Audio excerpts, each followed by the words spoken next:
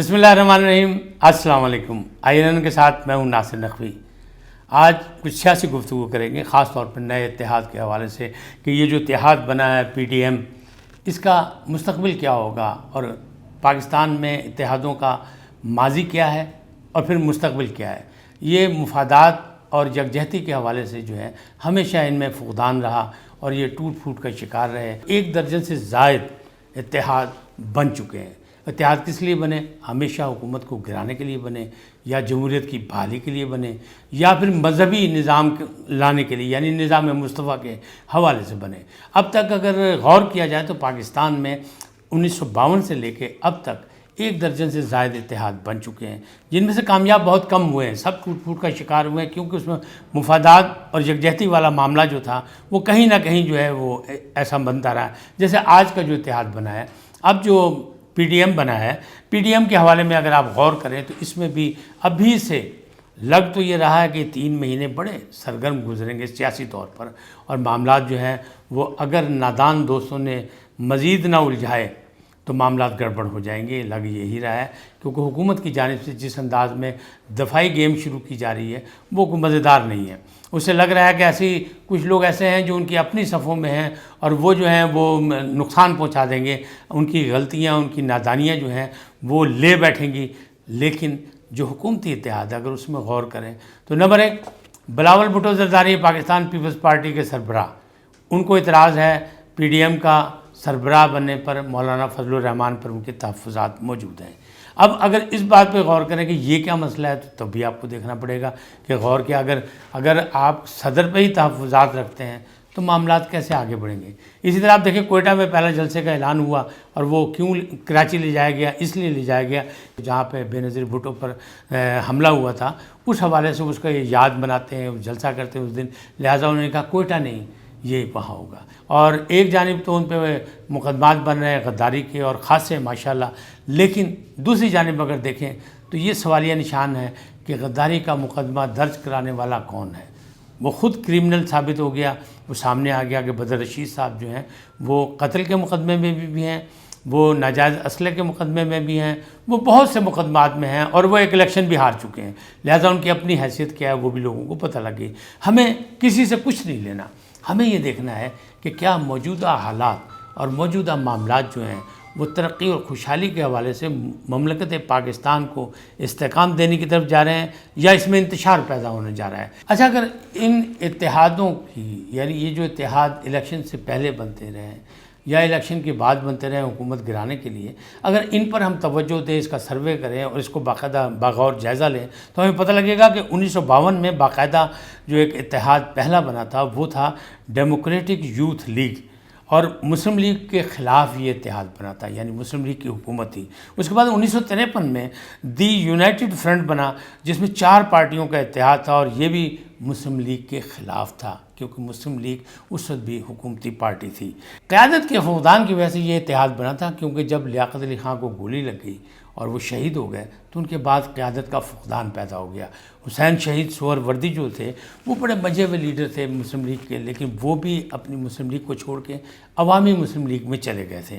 اسی طرح اگر دیکھیں، آپ غور کریں تو اس اتحاد نے جب بنگال میں الیکشن لڑا تھا، اسی اتحاد نے، تو وہاں انہوں نے 223 سیٹیں حاصل کی تھیں، یعنی مشرقی پاکستان میں، اور اس میں جو مسلم لیگ تھی بمشکل جو ہے وہ 9 نشستیں لینے میں کامیاب ہوئی تھی۔ اور اگر اسی بحث کو آگے ہم لے کے چلیں اور آگے ہم جائزہ لیں تو دوسرا اتحاد بنا تھا قائد اعظم کے بعد فاطمہ جناح کے حوالے سے، جب دور تھا صدر محمد ایوب خان کا، تو اس وقت انہوں نے کنونشن مسلم لیگ بنائی، پھر صدارتی الیکشن کا اعلان کیا، اور اس میں لوگوں نے رضامند کیا جو کہ فاطمہ جناح کو، اس لیے کہ وہ ایوب خان کا مقابلہ کریں۔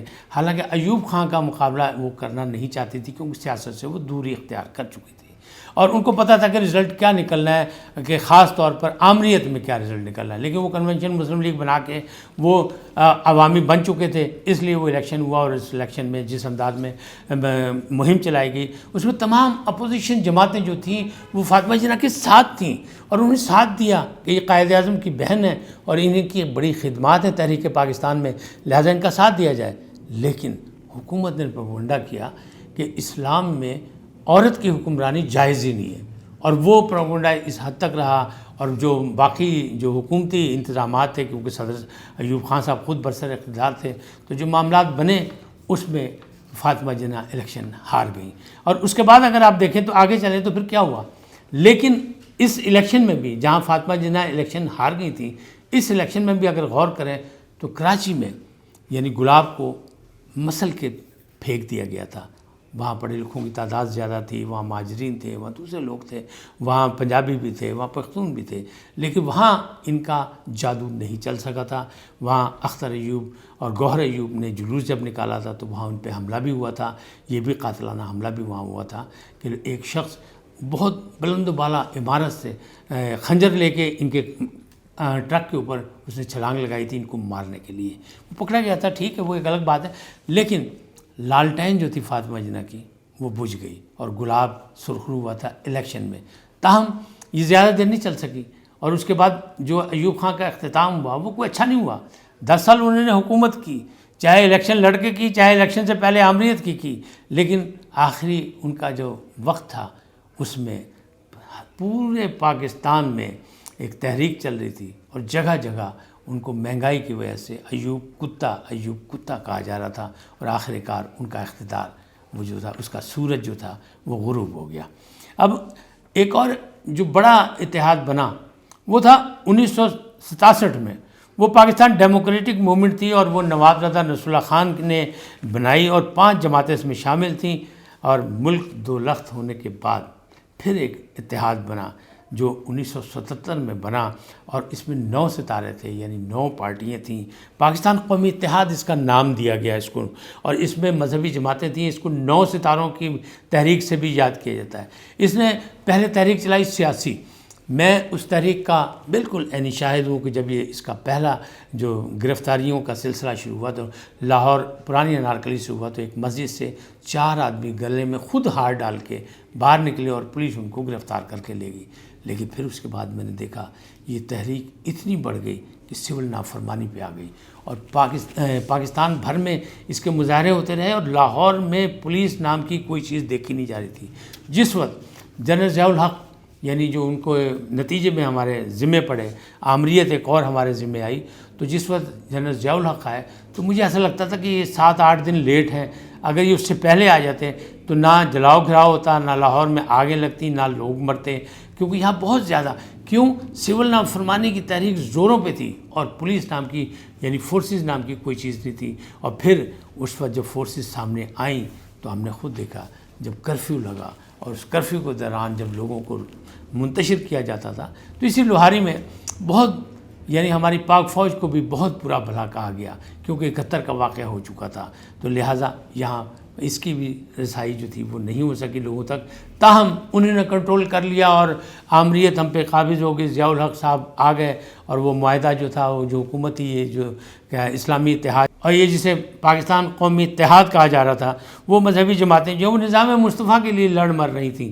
لیکن اس میں کیا ہوا، اس میں جو ان کا سب سے بڑا لیڈر تھا رفیق احمد باجوہ، جسے لوگ سننے آتے تھے، اس کے ساتھ ہاتھ ہو گیا، اور وہ ایک دن تحریک کو چھوڑ کے چلا گیا. پاکستان قومی اتحاد کو بالکل ہمیشہ کے لیے خیر بات کہہ گیا، بلکہ اس نے کہا پاکستان کی سیاست اس قابل نہیں ہے کہ اس میں کوئی شریف آدمی الیکشن لڑ سکے. ان کے ساتھ جو سانحہ ہوا وہ انہوں نے مرتے دم تک کسی کو نہیں بتایا، لیکن انہوں نے بتایا کہ مجھے اچانک اٹھا کے وزیر اعظم ہاؤس لے جایا گیا، اور وہاں پہ تھوڑی دیر کے بعد مجھے دھمکیوں کے بعد میری بیٹیاں میرے سامنے پیش کی گئیں، اور کہا گیا کہ اگر یہ سب کچھ ہو سکتا ہے تو اس سے آگے بھی کچھ ہو سکتا ہے. لہٰذا رفیق احمد باجوہ نے توبہ کر لی سیاست سے، اور انہوں نے سیاست چھوڑ دی. اور اسی تحریک کے دوران ایئر مارشل اسد خان نے کینٹ میں ایک جلسے عام سے یہ کہا تھا کہ ہم کہالہ پہ ہم ذوالفقار علی بھٹو کو پھانسی دیں گے، اور بعد میں انہوں نے کہا کہ نہیں، میں نے تو محاورتاً کہا تھا. لیکن ایک پاکستان کے منتخب وزیر اعظم کو پھانسی دی گئی، اور ایک آمریت میں دی گئی، اور وہ ایک سازش تھی. اور جس طرح سازش انٹرنیشنل چلتی ہے CIA نے کی، وہ ظاہر ان کے مفادات پہ وہ نہیں چل رہے تھے. جس انداز میں وہ آئے تھے اس انداز میں آگے نہیں بڑھ سکے. نہ ان کا سوشلزم رہا، نہ ان کا اسلامک سوشلزم رہا، نہ ان کے وہ امریکہ نوازی رہی بلکہ ان کی توجہ چین کی طرف ہو گئی. تو یہ ساری وہ معاملات تھیں. پھر اس پہ سونے پہ سہاگا یہ ہوا کہ ذوالفقار علی بھٹو نے لاہور میں اسلامک کانفرنس کرائی جس میں تمام اسلامی ملک آئے، یہاں تک کہ بنگلہ دیش سے مجیب الرحمان کو بھی لایا گیا اور ان کو منا کے ذوالفقار علی بھٹو سے کہا گیا کہ بنگلہ دیش کو آپ تسلیم کریں کہ ایک اسلامی ملک ہے، اور ہم نے تسلیم کیا.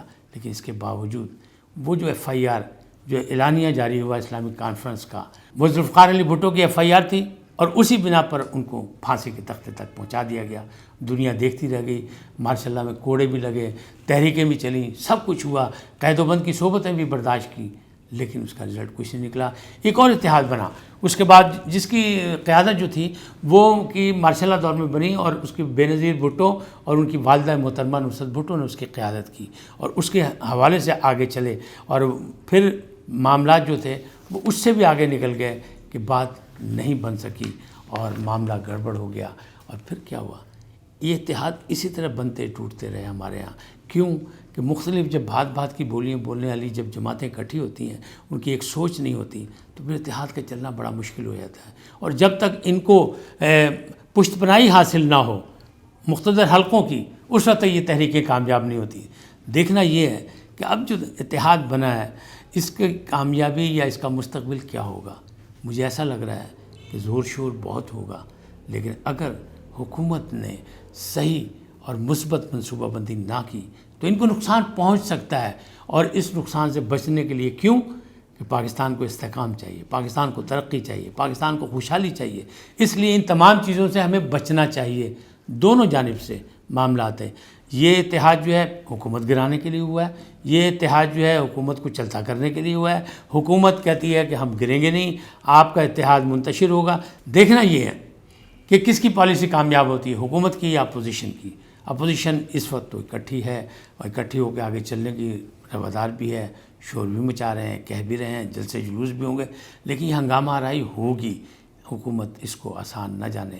آنے والا وقت جو ہے یقیناً پاکستانیوں کے لیے امتحان کا باعث بنے گا. آج اتنا ہی، پھر ملیں گے ایک نئے موضوع کے ساتھ.